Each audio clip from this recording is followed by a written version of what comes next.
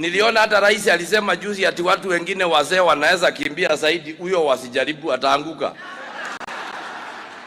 Because I saw it myself, na tulikaa na yeye siku hiyo mbili nikaona. You know it is true, I must say. Sasa askofu, niko na shida mimi na ninataka mniombee. Katika Mount Kenya tulikuwa magavana 10. Wale wako Jubilee.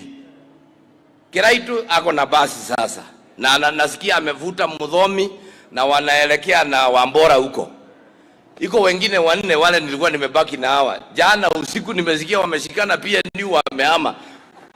Sasa Mwangi wa Iria ako usawa. Mimi peke yangu ndio gavana ya Jubilee sasa Kenya hii. Na hii baridi inaniua. Mniombe sana. Kwa sababu ni mimi peke yangu nimebaki. Nyumba yetu imesarambaratika. Hata kama bado ni mimi nimebaki, mimi sitaolewa ODM. Unajua ni vizuri tu niseme. Afadhali nitakaa bila bwana lakini sitaelekea wapi. Na ni vizuri. Sasa hiyo ingine Bishop uendelee, naona pahali mzuri watu wanavalia kofia ni Karen. Tutaangalia hiyo maneno. Otherwise niseme we really receive you the deputy president.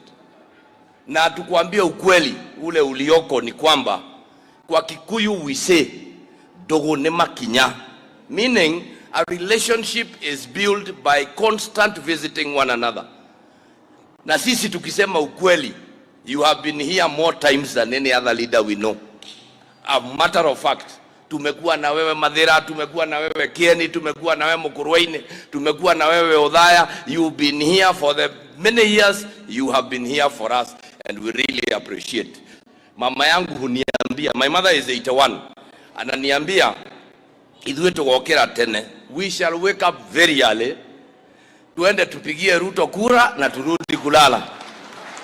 Sasa ingawaje my mother tunaongea, bado naona ananivuruta huko tukae huko.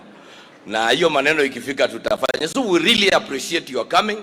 We want to be with you the whole day leo. Mahali unataka kwenda tutakuwa na wewe, tuongee na wananchi, tuwaambie kwamba wewe ni mzee mzuri.